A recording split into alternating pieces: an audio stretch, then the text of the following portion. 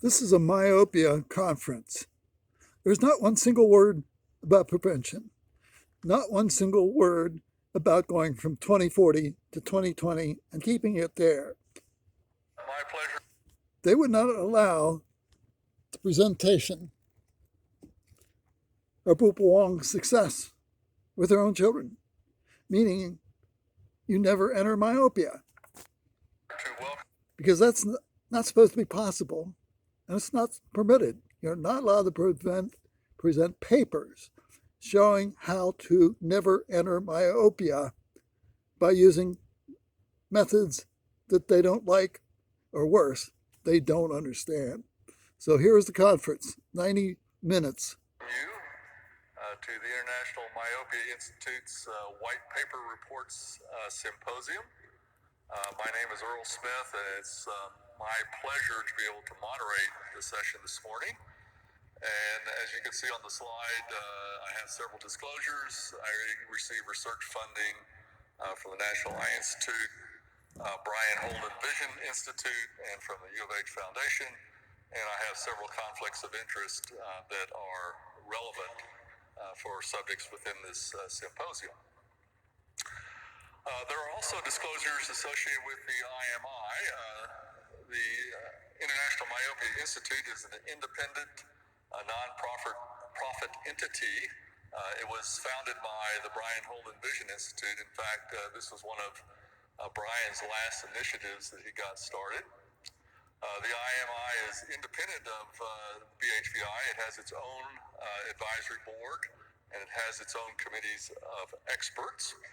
The IMI does, however, receive funding from the Brian Holden Vision Institute, from Carl Zeiss Vision, Cooper Vision, SLR, Alcon, and the Vision Impact Institute.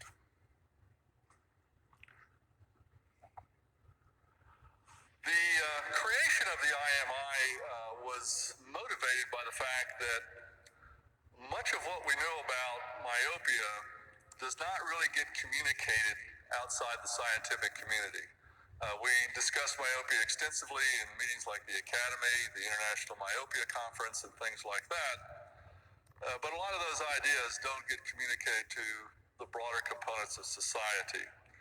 And the idea behind the IMI was to create a forum where all interested researchers could discuss and contribute to developing a consensus on issues that are relevant to our current understanding of myopia.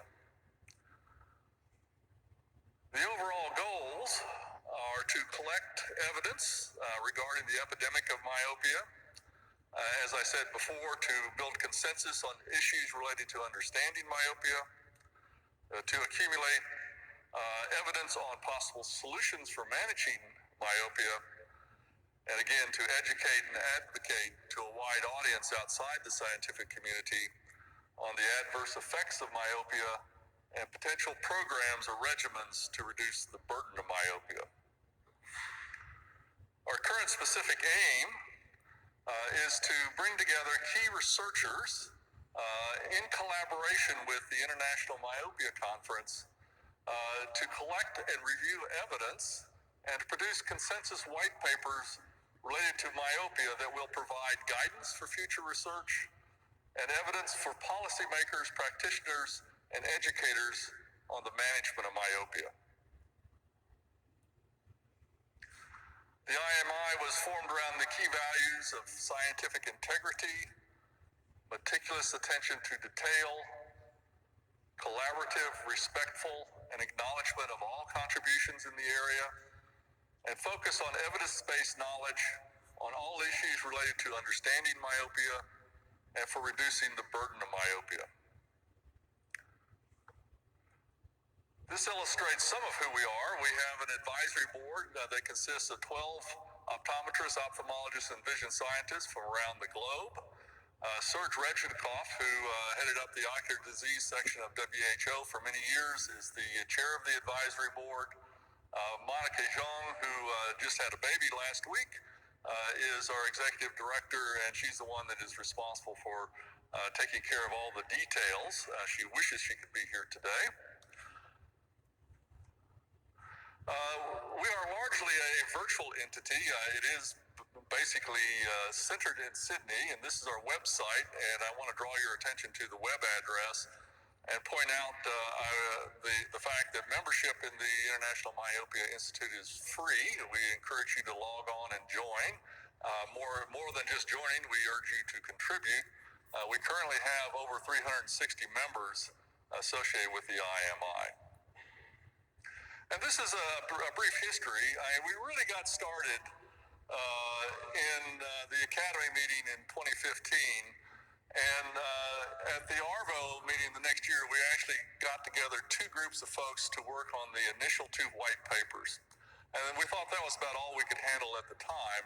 We were very fortunate because the next spring at the International Myopia Conference in Aston, we were able to develop a collaborative partnership with the IMC, and that allowed us to put together 5 additional white paper committees. And currently, there are over 90 contributors to the 7 white papers that have been reviewed. They've been harmonized. They've been accepted by investigative ophthalmology and vision science. They are scheduled to be published early next year, late January, early February. And this is our first opportunity to discuss some of the issues that are in those white papers to the broader public. And so this is our schedule for today. We're going to discuss 5 of the papers. The first is the paper defining and classifying myopia. That'll be presented by one of the lead author, Ian Flitcroft from the Dublin Institute of Technology. The next paper will be by Chris Wildesett on interventions for myopia control. The third paper by James Wolfson on clinical trials and instrumentation. Kate Gifford will talk on clinical management and guidelines. And finally, David Troilo will talk about experimental animal models. The 2 other white papers we hope to be able to discuss at an ARVO SIG, depending on whether or not that's accepted.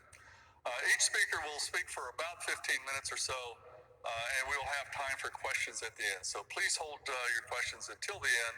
And so without further delay, it's my pleasure to bring up Ian Flitcroft from the Dublin Institute of Technology to talk about definitions and classifications of myopia.